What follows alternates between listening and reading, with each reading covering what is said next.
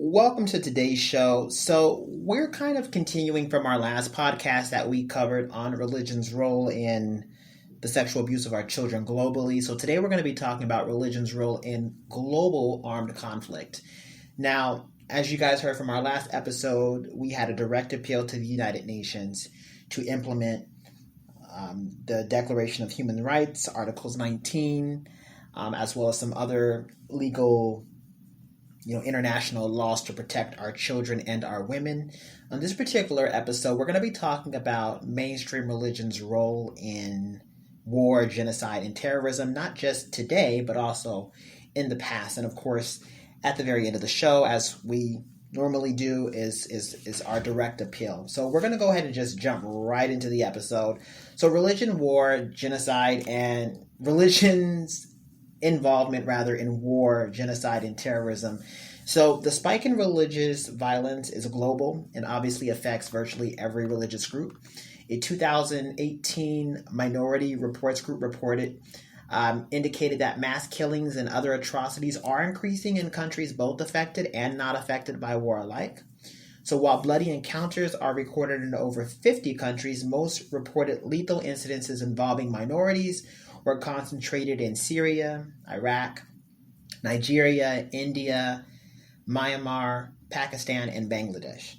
Hostilities against Muslims and Jews also increased across Europe, as did threats against Hindus in more than 18 countries. Making matters worse, 55 of the world's 198 countries imposed heightened restrictions on religions, especially Egypt, Russia, India, Indonesia, and Turkey. Now, according to PEW research article, which was published in 2018, Islamic extremists waging global jihads and power struggles between different factions of Muslims in the Middle East, to also the persecution of Muslims in Myanmar. The outbreak of violence between Christians and Muslims across Africa is also to be noted. Now, according to PEW, more than a quarter of the world's countries experienced a high incident of hostilities motivated by religious hatred, mob violence related to religion, terrorism, harassment of women, and the harassment of women was mainly based on them violating religious codes. So if you go back even to the 1930s, there was a pamphlet published by a rationalist press association, and it included this quote from historian Bertrand Russell, which I included because I think there is a lot of truth to what he stated in 1930. And this is what he said about religion. He said, "Religion prevents our children from having a rational education. Religion prevents us from removing the fundamental causes of war. Religion prevents us from teaching the ethic of scientific cooperation in place of the old fierce doctrines of sin and punishment. It is possible that mankind is on the threshold of a golden age. But, if so, it will be first necessary to slay the dragon that guards the door. And this dragon is religion." Now, there's a lot of truth to what he is saying because religions have backed some of the most bloodiest and evil conflicts in the world. And so let's actually jump right into that. Now, it's become a well-established fact in modern history that wars, genocide, and terrorism have been backed and supported and carried out by both the religiously devout as well as religious extremists. Now, to be noted, when you hear the term religious wars during any part of this broadcast, it refers to wars that have a religious goal, claim as a spiritual reward for violence, and is authorized and condoned by a religious leader. So perhaps the most globally recognized religious war, at least in the U.S., of the 20th century, was carried out by the Nazi Germany Party in cooperation, and I'll state this with significance, in cooperation with the Vatican Church. Now, I'll break down those facts in a second. Now, it should be interesting to note that the legitimate authority of a holy war is not the government of state, but the church. So I'll say that again. The legitimate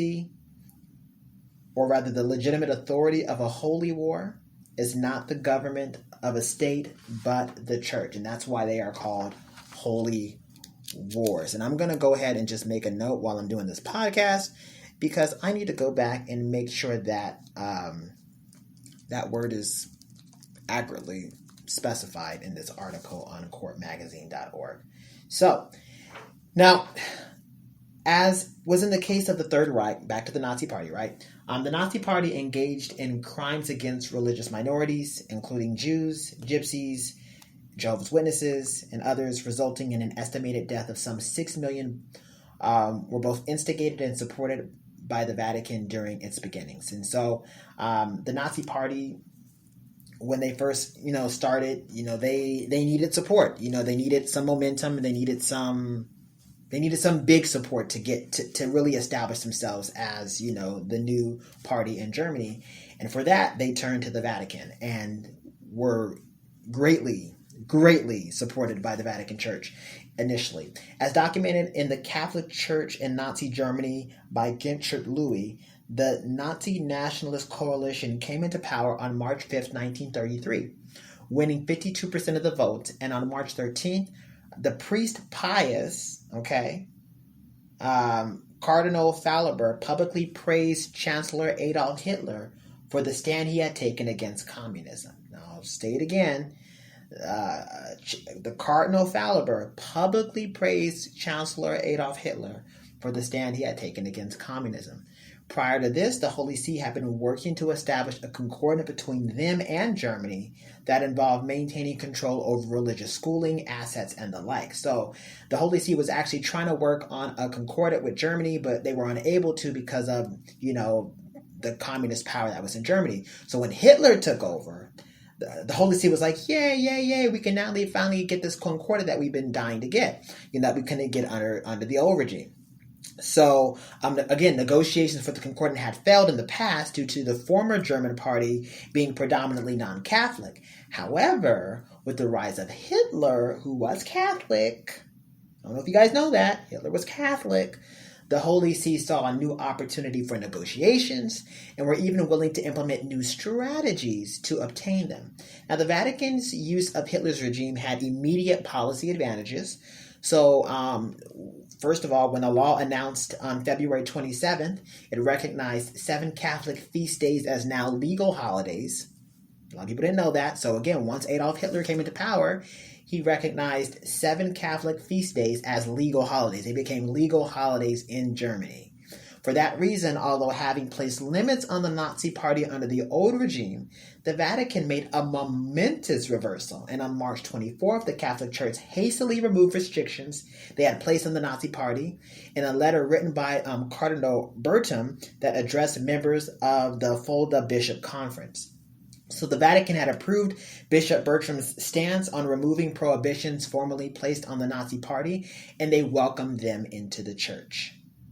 Hitler saw this as a great diplomatic opportunity to establish a strong relationship with Rome, and he worked to establish the Concordat.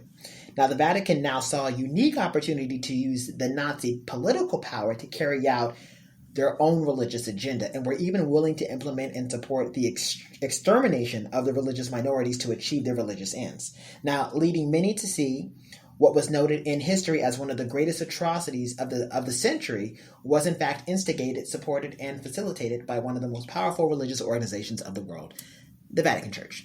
And with the backing of the Vatican, there was now nothing to stand in Hitler's way to gain world domination by employing Vatican-supported and inspired tactics to exterminate any religious opposing or entity standing in its way. And we're going to get into the facts. At the meeting of the Bavarian Council of Ministers on April 24, 1933, the premier was able to report that Cardinal Faulhaber had issued an order to the clergy to support the new regime in which he, Faulhaber, had confided. A declaration of the Catholic Teachers Organization published on April 1st encouraged its members to participate in building the new order and to be helpers and friends to the nationalist movement. Now, when German Minister Papen and Göring of the Nazi Party visited the Vatican on April 10th, they were received with great honor. The Catholic Allegium, okay, I'm going to say, I don't know if I'm going to pronounce this correctly, but I'm going to spell it for you. The Catholic, I think it's called, okay, I'm not even going to try it. It's Allgemeine, and then it's Rundschau, the Allegium I don't know where that is. Well, anyways, this is what they concluded. That's the name of their organization. They concluded that the bishops cannot fight where Rome has concluded peace. I'll read that again. This Catholic organization concluded that the bishops cannot fight where Rome concludes peace, indicating that the Vatican and Rome had fully supported Hitler's regime. Now, when Jehovah's Witnesses were suppressed in Bavaria on April 13th, the church, that's the Catholic Church, on assignment from Hitler's Ministry of Education, reported any members who were seen or thought to be still practicing the new forbidden faith. So the Catholic Church even supported Hitler when Hitler was looking for Jews and Jehovah's Witnesses and gypsies. He actually used the Catholic Church to be like his kind of lookout. So they were supposed to report anybody who was still practicing the forbidden faith. In other words, anyone who was not Catholic. So as Hitler fulfilled his role as executioner of religious minorities and began operating his notorious concentration camps and gas chambers, members of the Catholic faith were being persuaded to continue to suppress emotional sympathies. Now, on April 3rd, 1938, a Papin who had assumed the title Protector founded an organization named Khazar ud Alder, or Cross and Eagle, to appeal to German Catholics to join in the creation of the Third Reich that personified the God-given mission of the German nationals to deepen Christian conservative thinking. Now, the Papin was clear on his purpose to use the Nazi Party for its own religious corrupt means and made this eyebrow-raising statement. Here's what he said. Success is not tied to the existence of political parties, which, according to him, would not last. So his point was that political parties don't mean anything. It's important for you to just keep the church's interests. So that was his main objective in supporting the Nazi Party, was church interests should come first. Church interests should come first. So for Hitler's fourth birthday party on April 20th, 1935, Monsignor Kaas sent a telegraph of congratulations from Rome that was published in the press. So obviously that came straight from the Vatican. So they said, for today's birthday, sincere good wishes and the assurance of unflinching cooperation and the great enterprise of creating a Germany internally united, enjoying social peace and externally free. Now, Cass, who wrote from Rome, was expressing the well wishes of the Holy See, as they call themselves. The bishop, it goes without saying, rendered the state and the authority what according to God's commandment is their due. This is a quote. The church has done this under earlier forms of government, and she would do the same under the present one. She would urge the faithful to be obedient and respectful. The bishop gladly recognized that the new state promoted Christianity, raised the level of morality, and fought the battle against godlessness with vigor and success. So this is their quote that they had stated. Now, during that meeting, Hitler spoke on the long-standing view of the church, as well as their views on Jews, as viewing Jews as parasites, pointing to the fact that the church had banished them to the ghettos. He reaffirmed his stance against them and mentioned that he was only going to do what the church had done for 1,500 years. And so one thing I think I failed to mention was that, when Hitler did actually meet with the Holy See, when he actually had a meeting, with the Vatican, he was letting the Vatican know that we view Jews as parasites. We're going to send them to the ghettos. And we're only going to take a stand against them that you have already done for the past 1,500 years. So how did the Vatican respond to that? Let me state this first. As devout Catholics, Hitler affirmed that he was personally convinced of the great power and significance of Christianity, and he would not permit the founding of another religion. A statement that at the time went unchallenged by the Holy See. So when the Holy See heard him say that, they didn't say nothing. They was like, oh, silence. So they didn't say stop. They didn't say, no, you shouldn't do that. They didn't say, hey, you're going a little too extreme. Back up. They were silent. Well, what does silence mean? If you hear somebody say something, they're hearing out, and they're in your neck of the woods, or in your corner, telling you how they view Jews, telling you what they're going to do to them. They told you. He told you what he was going to do. And the Holy See did not challenge him one bit. That's fact. Okay, you guys, that is fact. That's history. period.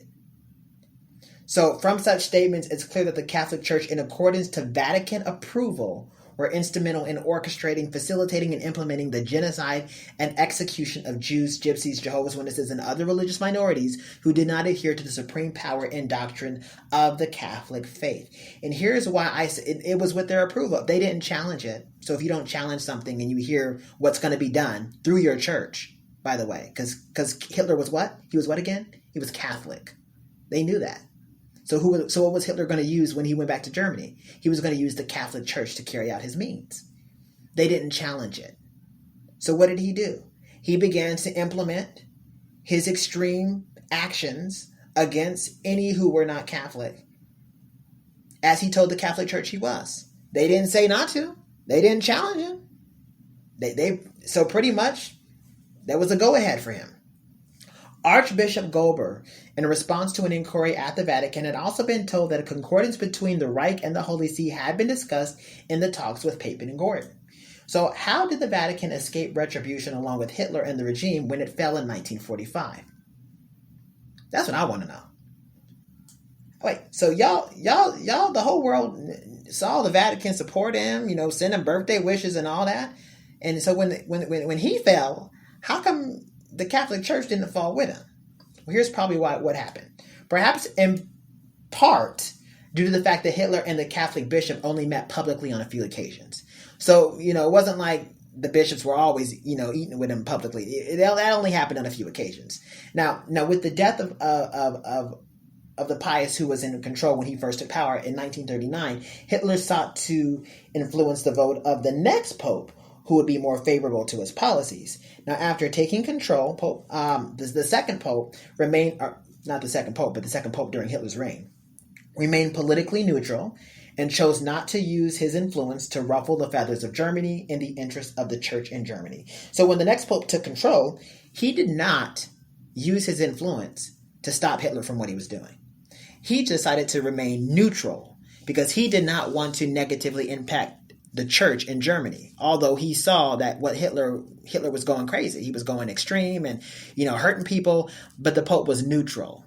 How can you remain neutral when you know that someone is using, quote unquote, your church, to carry out these acts and atrocities against mankind, against humanity? That's impossible to remain neutral when they're using your church. So although he said he remained neutral, he wasn't neutral. You can't remain, it was your church. It belongs to you. It's under your jurisdiction. So there was no neutrality. That was support. They said they remain neutral, but you can't remain neutral on something if they're using your church to do it. You're not neutral anymore. Hello. So, but he didn't say nothing. So he said, "Oh, I'm remaining neutral." No, you weren't. So, in his first episcopal, Summi Pontificus on the unity of human society released a statement in October of 1939, and Pius urged church members internationally, including Germany, to remember a quote from Jesus. And this is what he said in 1939, you guys, okay? He said, "Render therefore Caesar the things that are Caesar's." So in other words, when this new pope took power, he sent a quote out to the church members in Germany to remember Caesar's things to Caesar. So he was pretty much telling church members that they were expected to obey the laws of the land, even if it meant carrying out the execution of religious minorities, which would soon commence in the following months of his new appointment. So he told them, the new pope told them, hey, you stay obedient to that church. And had the nerve to use the Bible as a quote, had the nerve to use Jesus. Now, here's why I say had the nerve to use Jesus. Now, it's important to note that the Bible does not, and Jesus never encouraged his disciples to obey government leaders at all cost. Never. Because in that same quote, Jesus continued, "But render God's things to God," meaning that in the event that a government asked members to disobey God's commandments, the disciples were expected to give priority to obedience to God and not the church, not the state rather, which for Jesus' disciples involved loving their enemies, not killing them. So there were always, just Jesus Christ never encouraged his followers to just, support governments at all costs. So the Vatican at that time never directly condemned Hitler, his policies or practices. Even when Hitler began to use gas chambers starting at the end of 1939, the Vatican was silent. Silent, you guys. Silent. They said that they were neutral. How are you going to be neutral when they're using your church to do it? Of course, by this time, war had nearly engulfed the world as the Vatican passed intel between countries to help them escape from a problem that they themselves helped create and facilitate and instigate at the start of Hitler's regime. So other countries, because Hitler was now set on world domination. So Hitler said, I'm going to start invading all these other places and countries and stuff. And so the Vatican was like, okay, well, we'll be intel for you guys. We'll tell you guys what we hear, and we'll try to help you guys escape, when, Hitler, when he comes or whatever, or try to help you, survive or whatever. But they were doing that in the background. They still were not confronting Hitler on what he was doing. They did not condemn him publicly. You're not neutral anymore, buddy. You're not neutral if he's using your church. So the Vatican, with the eyes of the world watching, were still unwilling. I didn't tell you guys this part. Let me tell you guys this part before I move into that part. All right. So on September 26, 1943, here's what happens. Okay, because, Hitler was, taking over the world. That's what he thought. Nazi officials demanded the Jewish leaders in Rome 50 kilograms they demanded from the Jewish leaders in Rome, 50 kilograms of gold within 36 hours. Otherwise, they would send 200 Roman Jews to the concentration camps. So, Nazi came into the Vatican. He said, well, I'm taking over everything. I'm coming to the Vatican too. So he was in Rome with the Vatican and told the Jews in Rome, listen, if y'all don't give me all this gold, 200 of y'all are going to the concentration camps, period. Did the Vatican say anything then? No. They were silent. The Vatican, with the eyes of the world watching, here's what the Vatican did do though. The Vatican, with the eyes of the world watching, they did not offer the money to the Jews without cost. They instead offered the Jews an open-ended loan in the amount they needed to pay the Germans. So instead of the Vatican stepping in and saying, no, Hitler, you think you're doing too much, stop. What they did was they said, well, let's give a loan to the Jews who are about to die. First of all, why don't you just give them the money? Like, why are you going to give them a loan? Who does that? Like, they're about to die, and you give them a loan so that they don't die? Who does that? And then number two, you don't even tell Hitler to stop. Who's doing this? He's doing this for the Catholic Church. Y'all don't say nothing? You're silent? What? So after the money was paid, right? So they paid. So they paid all the Jews, regardless of sex, age, health. They were still rounded up and sent to concentration camps. The number of them that were deported was 1,015, and out of the 1,015 that were deported, only 16 of them survived the war. So Hitler still wiped them out. He still killed them, and the church didn't say anything when he rounded them up either. They were silent. And who was Hitler doing it for? Who was he doing it for? The Catholic Church. Why do people forget that history? I'm like, how is that possible to forget that history? Those are facts. The estimated number of Jews that were killed during the Holocaust is between 5.8 million to 11 million. However, some experts say that number may be significantly higher. That's just an estimate, you guys. In other countries occupied by the Germans, Jews underwent conversion of faith, becoming Catholics to avoid persecution. While some claim that the Catholic Church was directly responsible for saving hundreds of thousands of lives during Hitler's anti-Jewish campaigns, others note that the Catholic Church, who supported and solidified Hitler's rise to power, is responsible not only for the lives lost of the millions persecuted, including the Jews, but that they are also by extension responsible for the 75 million lives lost during World War II.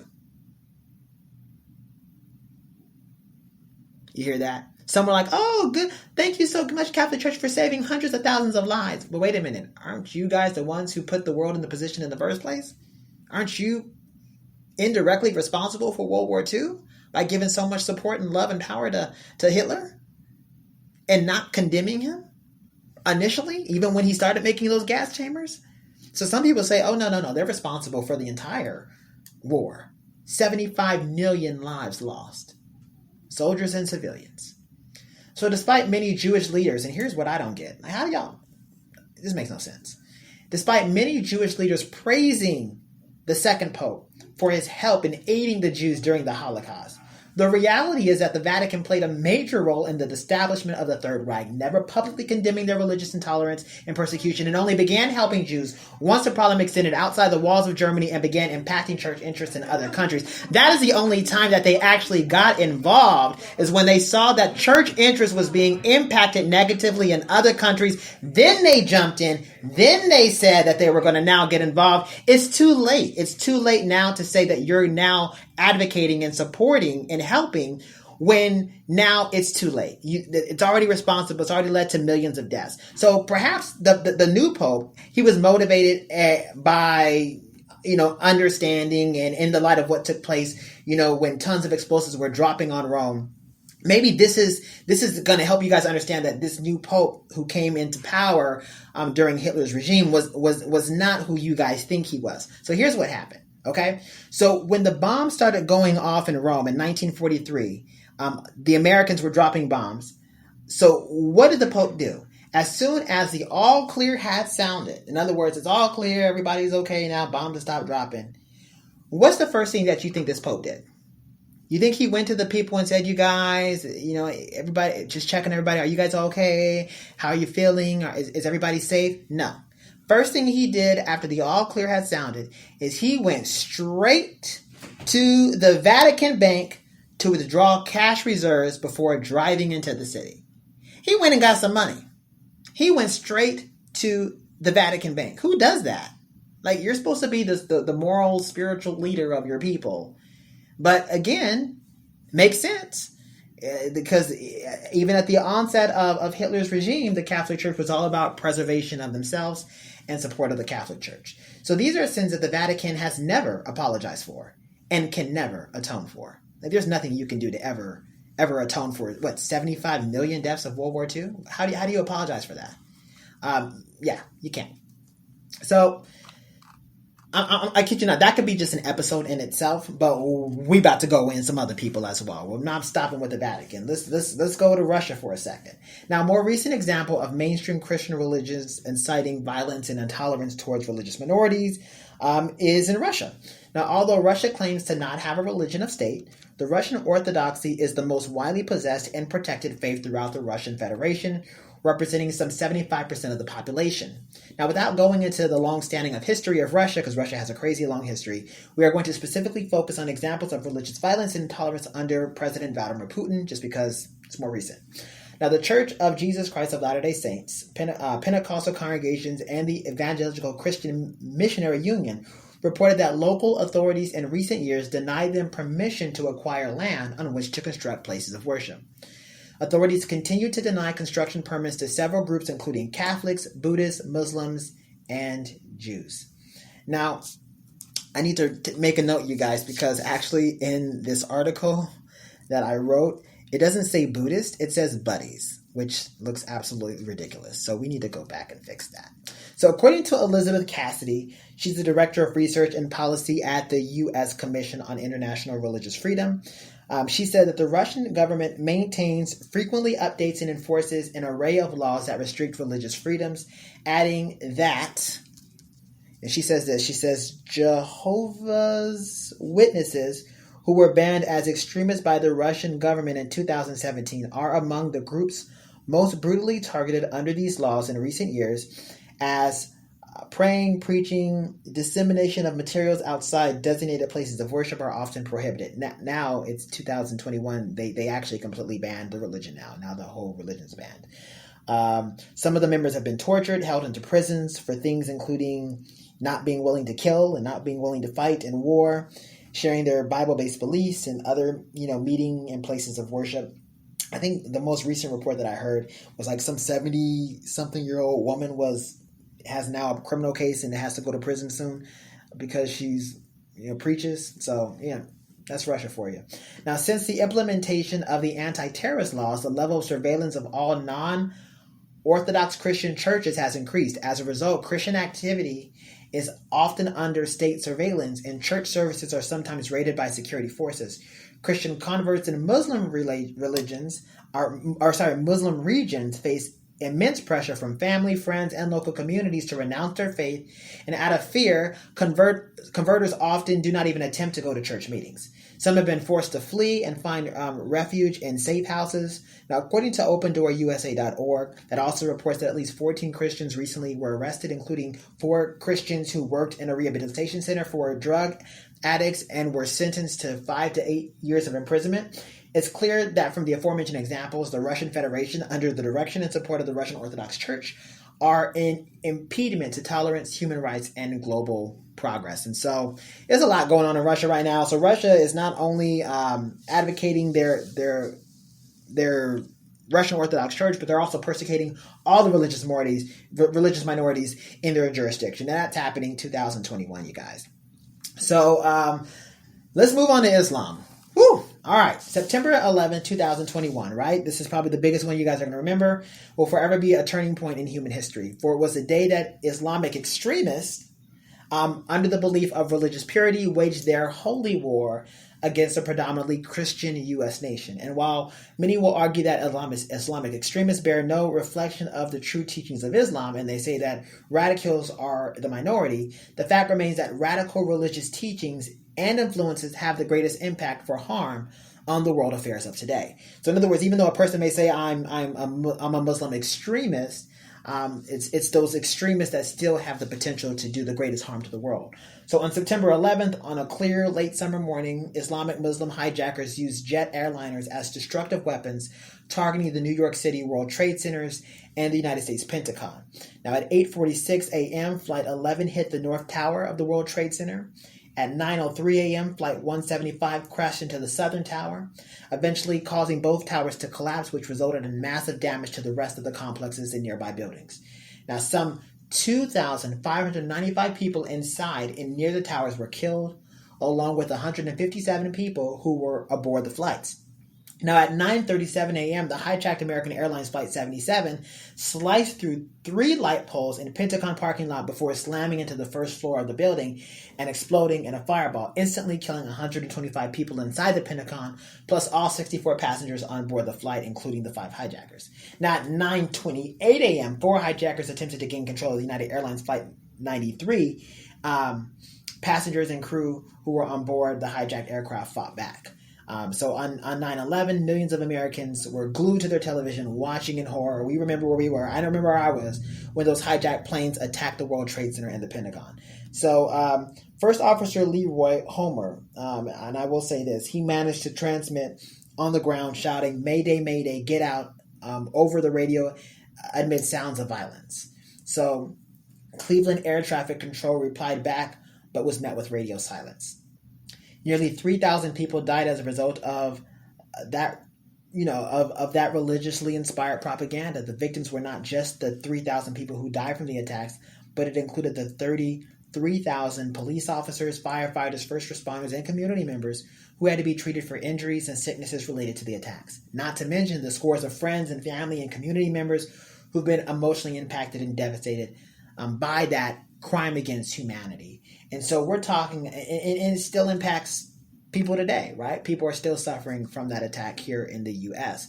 And again, how did that happen? Who backed that? They were Muslim extremists, people who professed to follow the Muslim faith, but who took it to the extreme. And Hitler, right? Hitler, I'm a Catholic, and again took his faith to the extreme, and that's the issue. And the issue about is what you're seeing is that you're seeing that these mainstream religious organizations, they're going to have extremists, and these extremists are going to continue to assault the world as a whole and have a negative impact on the peace and security of the world. We get the message. So let's go to Africa.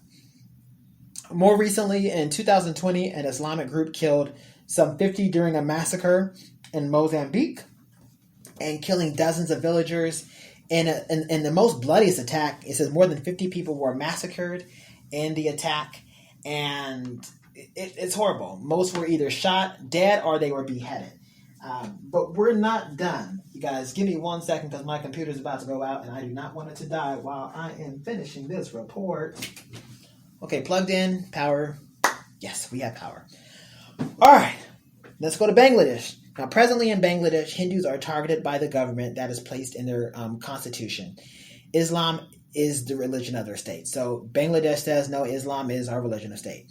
So during the 1971 Bangladesh genocide, there was widespread killings and acts of ethnic cleansing of civilians in Bangladesh, then East Pakistan, a province of Pakistan. And widespread violations of human rights were carried out by the Pakistani army, which was supported by the political and religious militants during the Bangladesh Liberation War. Now, in Bangladesh, the atrocities are identified as a genocide. Now, according to Time magazine report, the Hindus who accounted for 3/4 of the refugees and a majority of the dead have borne the brunt end of the Muslims' military hatred. The genocide led to some 3 million Hindus being killed by one estimate. Now, according to R.J. Romo, professor of political science at the University of Hawaii, the genocide and genocidal atrocities were also perpetuated by lower-ranking officers and ordinary soldiers. These willing executioners were fueled by an abiding anti-Bengali racism, especially against the Hindu minority. Bengalis were often compared with monkeys and chickens. Said General Nazi, it was a low-lying and low-lying people. The Hindus among the Bengalis were as Jews to the Nazis, scum and vermin that should be, at best, exterminated. Soldiers were free to kill at will. The journalist Dan Coggan quoted one Pakistani captain as telling him, "We can kill anyone for anything. We are accountable to no one. This is the arrogance of power." So how have things changed for Hindus in Bangladesh since then? Well, according to the BJHM report in 2017 alone, at least 107 people in the Hindu communities were killed, and 31 fell victim to enforced disappearances.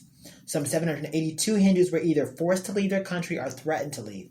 Besides, 23 were forced to get converted into other religions. At least 25 Hindu women and children were raped, while 235 temples and statue vandalizings had happened that same year.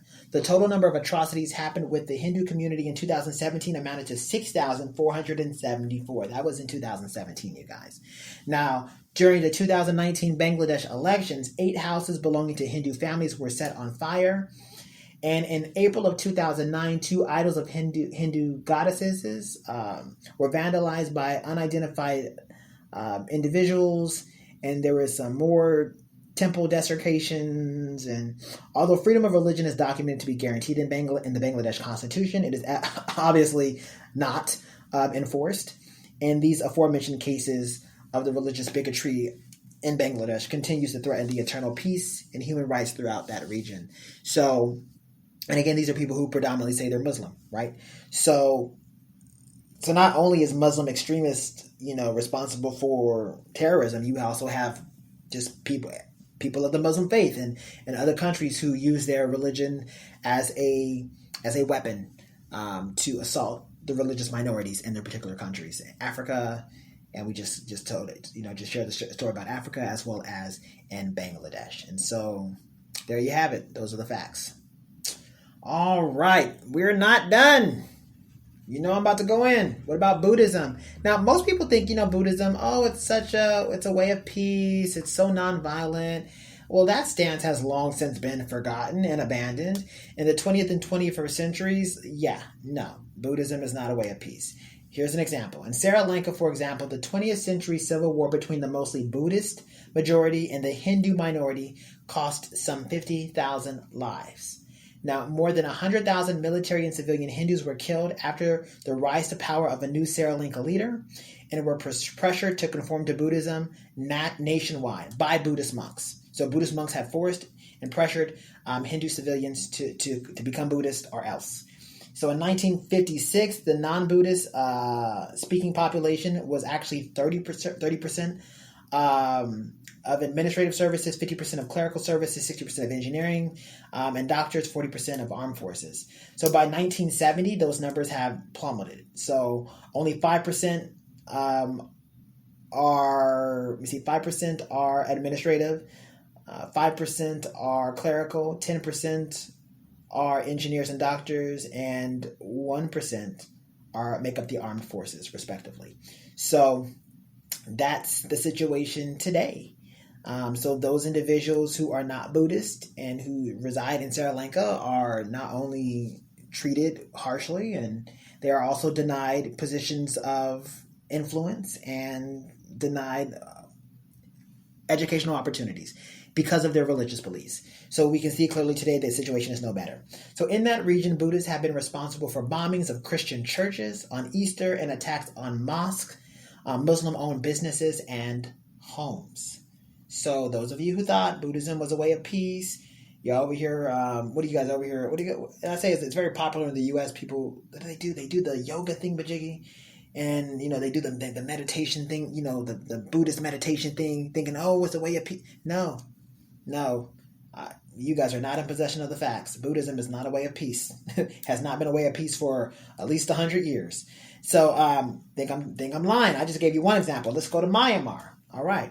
So Myanmar is a Buddhist state who has used religion to instigate some of the most bloodiest atrocities in the 21st century by far. One such case involves thousands of Muslims that have died and more than 700,000 that had to flee to Bangladesh during an army crackdown in 2017. Now, these Muslims, who numbered around 1 million in Myanmar at the start in 2017, are one of the many ethnic minorities in the country. These Muslims are also targeted. Their communities are targeted, and it's horrible. The Myanmar government denies them citizenship, refuses to recognize them as a people, and sees them as illegal immigrants from Bangladesh. So waves of persecution against these Muslim refugees who had to leave, they had to flee from Myanmar, and they had to run back to Bangladesh over this past decade. The latest exodus that I have documented happened in 2017 of August, after the militants and insurgents had gotten into, a huge situation. So anyways, so when those Muslims had to flee to Bangladesh, and they actually finally made it, they had to flee from Myanmar troops. They had to run from Buddhist mobs. Their villages were burned. They were attacked. Civilians were killed. And the government claims that, clearance operations against the militants ended on the 5th of September 2017. But analysts and satellite imagery of the Human Rights Watch suggest hundreds of villages were destroyed after that time. So although Myanmar had claimed to stop killing in the name of Buddha, they had continued. Presently, a leading United Nations human rights expert said that Myanmar's military is carrying out war crimes against ethnic minorities even during the COVID-19 pandemic. So, yeah, things are going down. And those of you who thought, oh, well, Buddhism is such a way of peace. No, it's not. It's not. War, genocide, and terrorism continue even in the Hindu faith. I'm telling you guys, I'm gonna tell you the truth. I'm gonna tell it all. So similarly, Hindu religious leaders have instigated religious hatred and intolerance in one of the world's largest populated countries, India. Now, with a population of over 1.3 billion and growing, the danger of religious states in such a populated region of the world goes without saying, right? Predominantly Hindu, religious minority groups, including Muslims and others, suffer under Hindu-inspired political policies. For example, in February of 2020, Al Jazeera reported that India's capital, New Delhi, experienced its worst communal violence targeting a religious minority in more than 30 years. The death toll was 43, prompting a lockdown in the northern part of Delhi following the violence.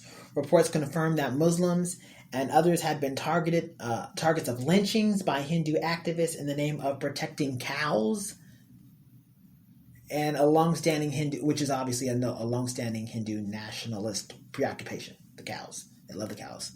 I think they worship the cows as well. And many Hindu religious leaders have used it as an opportunity to lynch Muslims. The violence was triggered after Muslim protesting against discriminatory citizenship laws when they were, brought under question. Now, over 200 people were injured during 4 days of violence in the Muslim-populated area of northeast Delhi, as reports of Hindi police looking the other way as mobs went on a killing rampage, damaging property, including mosques, as reported in Al Jazeera. In other video posts on social media, you can see Muslims being beaten in the public by police officers, reportedly for being out during the COVID-19 pandemic. So there you go. There you have it. Even 2020, One, we're still seeing persecution of Muslims and other minorities in India, instigated by the Hindu majority. All right. Judaism. Not done yet. Let's move on to Judaism. Now, while anti-Semitic ideologies and persecution of Jews persist, right, and it's horrible, the Jewish state of Israel has also been responsible for genocide, ethnic cleansing, and which is often backed by major political allies. Now, for those of you guys who have been kind of like seeing what's been happening with Israel right now, why is this such a huge issue in Israel? What's going on? Look at all the war. Look at all the fighting. It's 2021. What's going on? Why is no one saying anything? And I do apologize, you guys. There's a lot of background noise in the offices, but I'm going to keep going. I'm not stopping this report for nobody. So here it goes. So I'm going to get a little bit louder, you guys. So I apologize, but here we're going in. We're going hard. So between 1947 and 1949, at least 750,000 Palestinians from a 1.9 million population were made refugees beyond the borders of the state. Zionist forces had taken more than 78% of historic Palestine, ethnically cleansed and destroyed about 530 villages and cities, and killed about 15,000 Palestinians in a series of mass atrocities, including more than 70 massacres with the backing and support of its political allies, all in the name of, guess what? Drum roll, please. Religion. Okay. However, by 1919, Balfour wrote in a memorandum. Okay, oh, wow. I'm sorry, you guys. I done jumped to 1919. Let me go back to 1917 for a second. Now, this is when it all started. Because you say, well, when did all this start? Like, how did all this happen? Like, why is there so much religious persecution in Israel right now? And why is everybody silent about it? Okay, so here's the history, you guys. It all started back on November 2nd, 1917. Britain Foreign Secretary Lord Balfour wrote a letter to the leader of the Zionist movement, Baron Rothschild. I'm not saying his name right. I'm going to spell it for you guys. Rothschild, Rothschild, stating that the government viewed with favor the establishment in Palestine of a national home for the Jewish people and would use its best endeavors to facilitate the achievement of that objective. So, you guys, there was no Israel state in 1917. Okay, it didn't exist. So, in just kind of FYI, in that letter, Balfour stated, "Nothing shall be done which may prejudice the civil and religious rights of existing non-Jewish communities in Palestine." So they said, yes, we're going to give Israel their own state, but we're not going to take away the rights of those who are not Jews in Palestine. That was stated in 1917. Here's what happened in 1919, you guys. By 1919, Balfour wrote in a memorandum, "In Palestine, we do not propose even to go through the form of consulting the wishes of the present inhabitants of the country. Zionism, be it right or wrong, is more important than the wishes of 700,000 Arabs." That is a quote.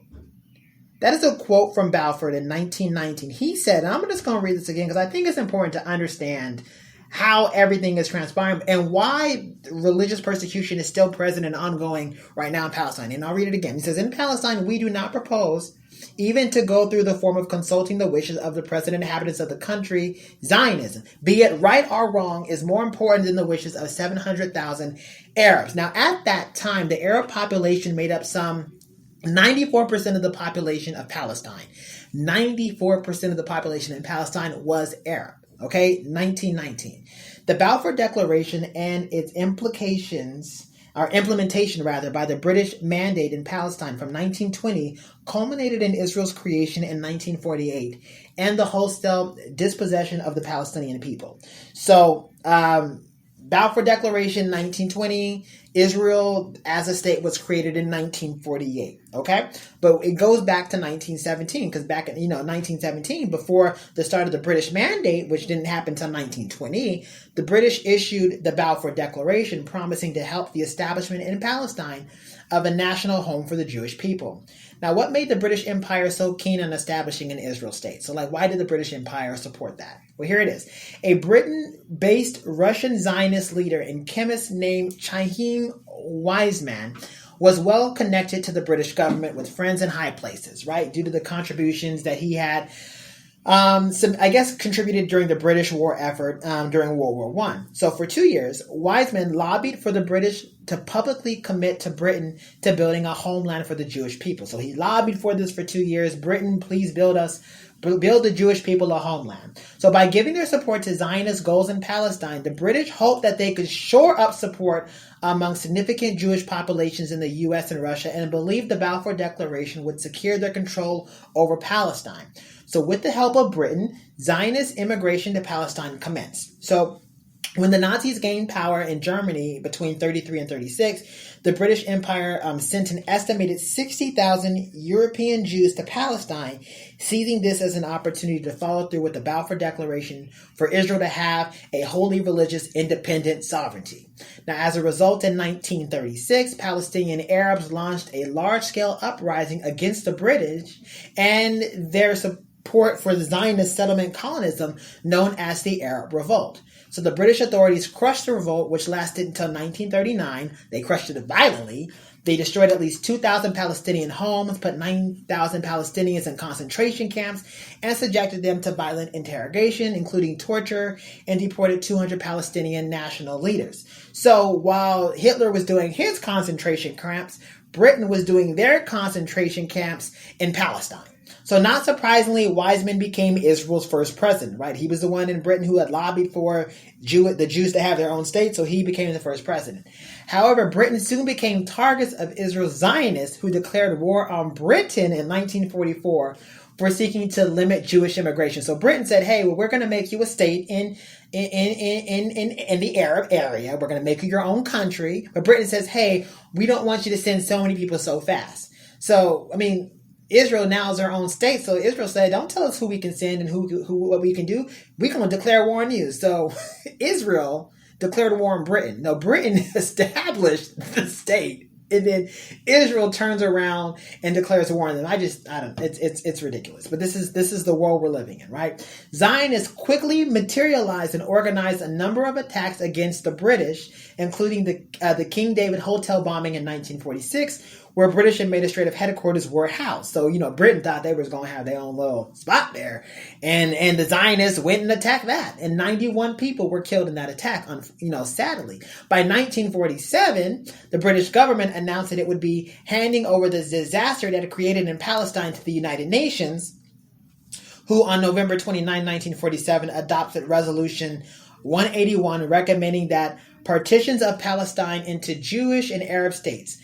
Okay, here's what they did. So the UN took this case in 1947. So the UN said, okay, here's what we're going to do. UN said, we're going to give part of the country to the Arabs, and we're going to give part of the country to the Jews, right? So they gave 55% of the land to the Zionists, and they gave 6% of the land to the Arabs. Now, what makes that very strange is that at that particular time, most of the population was Arab. So, it was like 90% of the population in that area was Arab. So, and they only gave them 6% of the land. So, unsurprisingly, following the UN Resolution 181, war broke out between the Palestinian Arabs and Zionist armed groups who, unlike the Palestinians, had gained extensive training and arms from fighting alongside Britain in World War II. So, obviously, Palestinians were no match for Israel, because Israel had the backing of Britain and they had weapons and things of that nature. So from December 1947 to mid-1948, Zionist armed groups expelled about 440,000 Palestinians from 220 villages. So they just took the land, right, with the UN backing. You guys, I state facts. I'm just saying, all in the name of what? Religion. Don't forget what the whole purpose of this podcast is for. So by May 15th, some of the most infamous massacres had already been committed, including the Baldat al-Shikid massacre on December 31st, 1947, killing up to 70 Palestinians, the Sasa massacre on February 14th, 1948, when 16 houses were blown up and 60 people lost their lives, and the Deir Yassin massacre on April 9th, 1948, when 110 Palestinian men and women and children were slaughtered. So between 1947 and 1949, at least 750,000 Palestinians from 1.9 million population were made refugees beyond the borders of the state. Zionist forces had taken more than 78% of the historic Palestine, ethnically cleansed and destroyed about 530 villages and cities, and killed 15,000 Palestinians in a series of mass atrocities, including more than 70 massacres, with the backing and support of Britain and their political allies, and done right under the nose of the United Nations. All done, remember, in the name of religion. Massacres and ethnic cleansings continue throughout the 20th and 21st century. I don't need to tell you that because you can turn to the news and you see what's happening over there right now.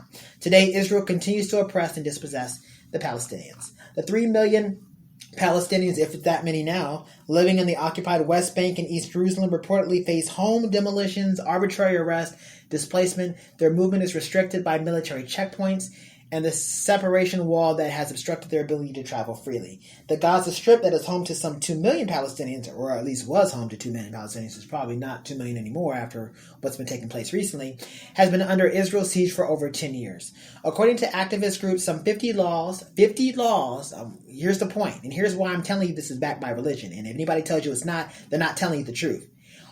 50 laws are based on religious codes that discriminate against those who are not devout Jews. I'll read it again. According to activist groups, and these are the facts, some 50 laws are based on religious codes that discriminate against those who are not devout Jews.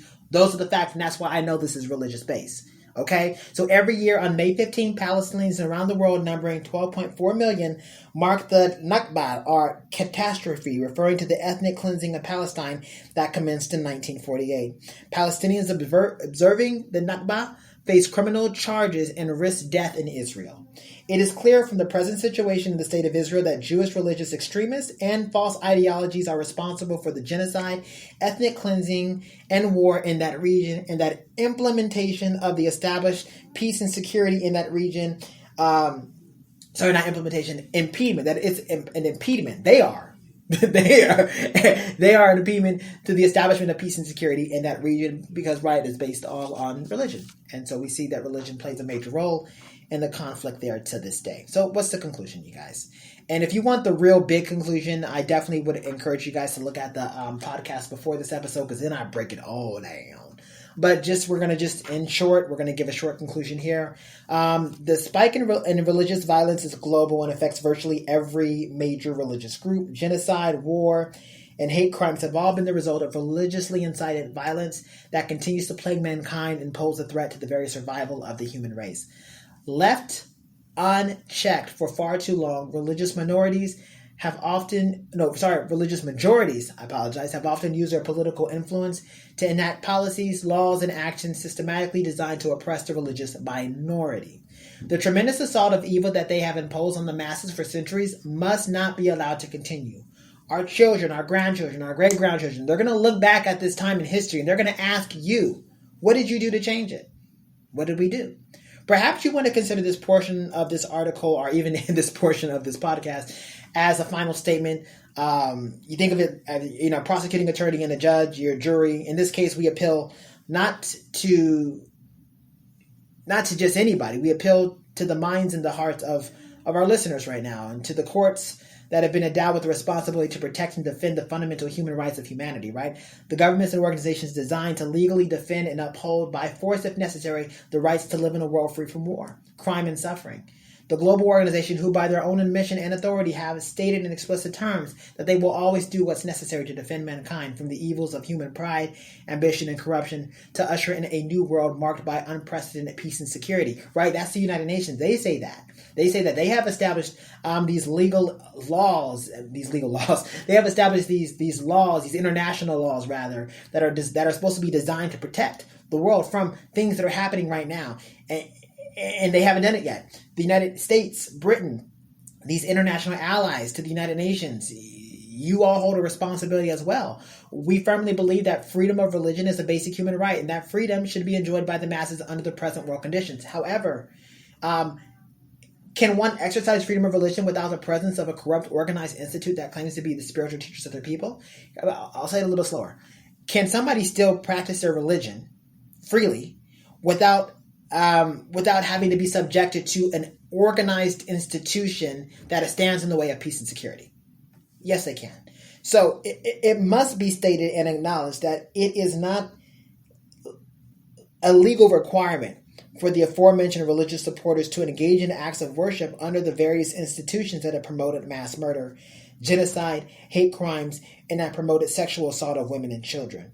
So the point is that, you don't have to take away somebody's freedom to worship to to hold their organization responsible for what they've done. I'll give you, maybe I can find an example that to help illustrate this point.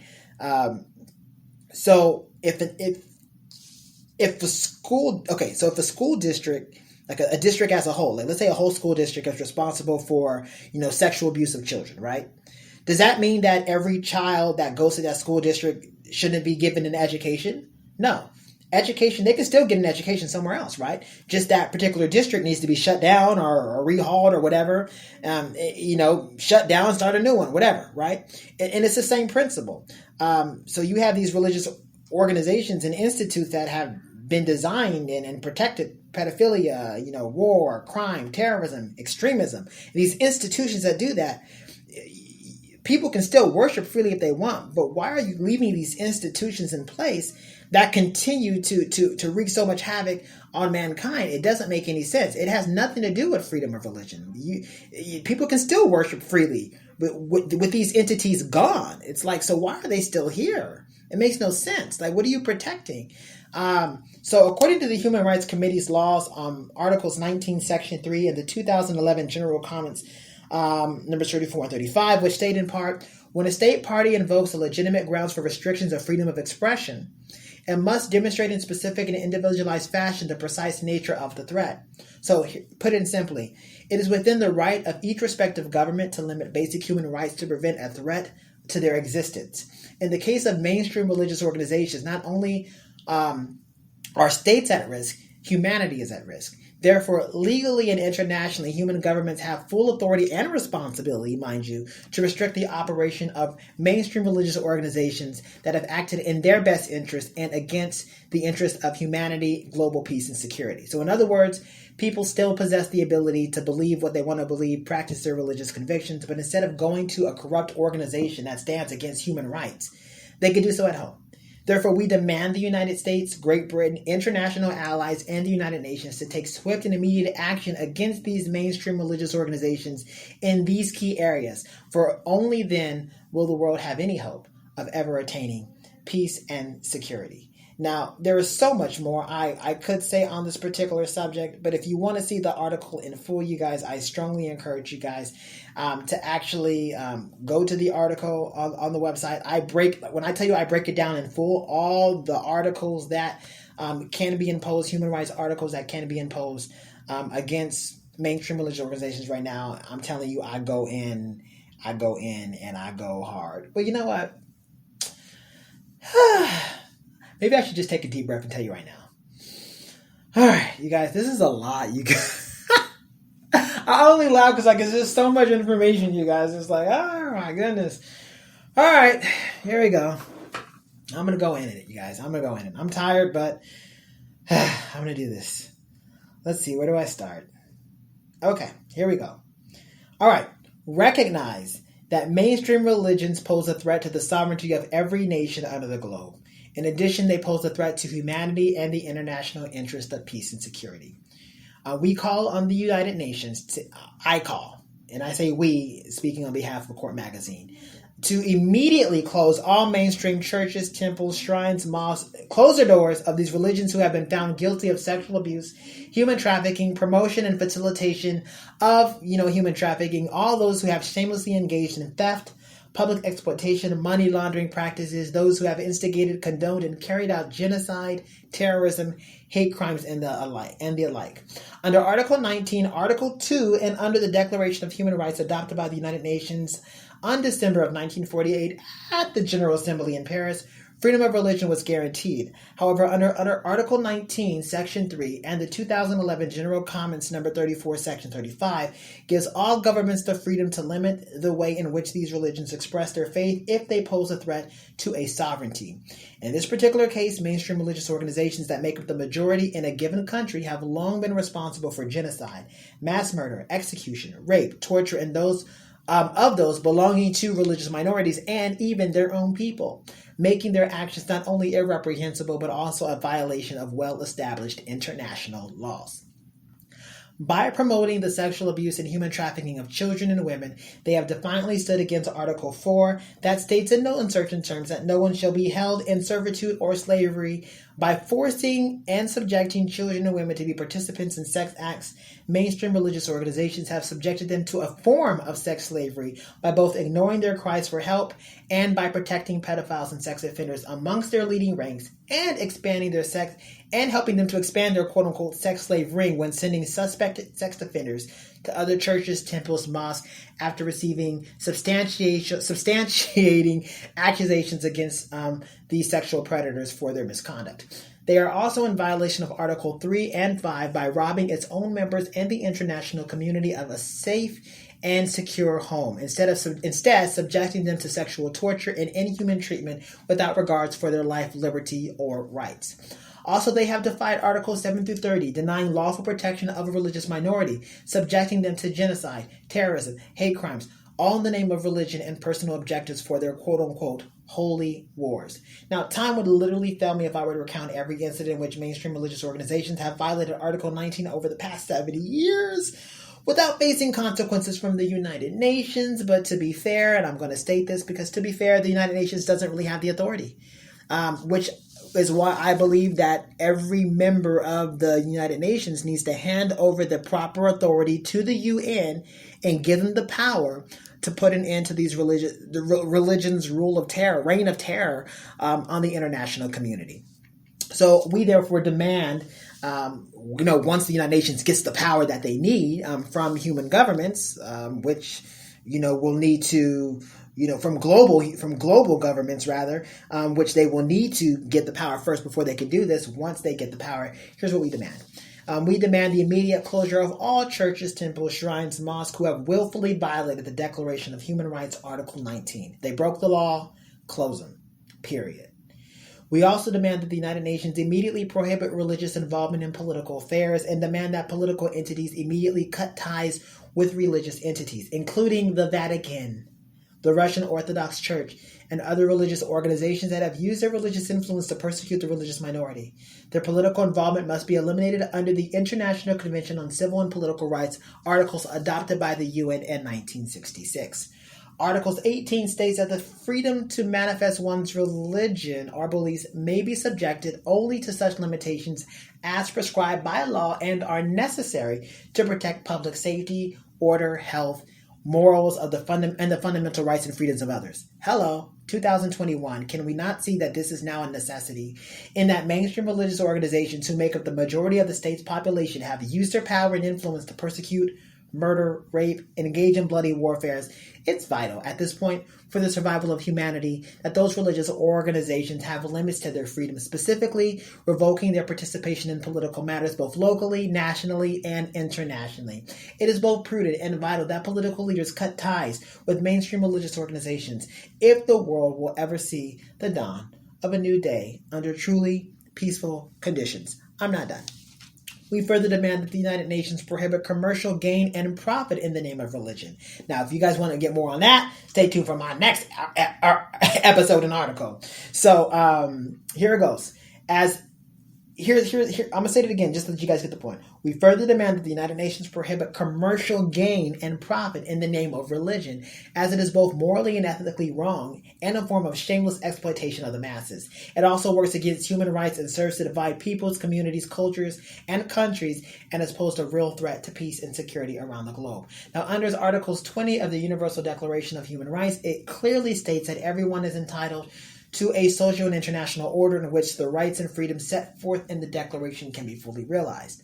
When commercial entities appeal to the emotional side of religious members to sell their products or services, they are significantly impeding the development of human rights internationally. Those commercial practices work on isolating the religious minority, inciting religious fanaticism, and have been used to promote religious intolerance, hate, genocide, and hate crimes around the world. You can't imprison a pedophile and then legally distribute his images of child pornography. It would make you culpable and in violation of the law. In a similar way, not only must mainstream religious organizations be held accountable for their crimes against humanity, no one should be allowed to make any commercial profit from the paraphernalia that has launched the world into one of the most heinous and bloodiest conflicts in the 20th and 21st century.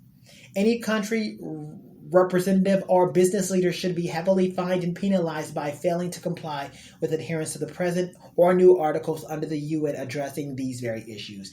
It will require courage and a true commitment to humanity and global peace and security for the UN to rise up to the challenge and change and affect global change. UN members who are unwilling to support such a monumental move in the best interest of global peace and security should be immediately banned from the organization and penalized accordingly until they are willing to fight for human rights with the rest of the world. The United States and Britain must lead the global change to fully establish their role as international leaders who are and who may want to have that role of ushering in a new era of international peace and security. Therefore, the removal of all major religious organizations that stand in opposition to human rights is vital for the survival of humanity, but also for the survival of the United Nations and their core objectives. It is vital for international safety of our children, our women, and our freedoms. It is vital to end the wars, the supposed quote-unquote holy wars, genocide, mass murder, rape, sexual assault, and so many more evils religious leaders and organizations have instigated, condoned, and carried out in the 20th and 21st century. Now that the jury and the judge have been presented with all the facts, it's now up to them. Go to your chambers, to the privacy of your own homes. Go to your UN retreats, deliberate, say what you need to say, do what.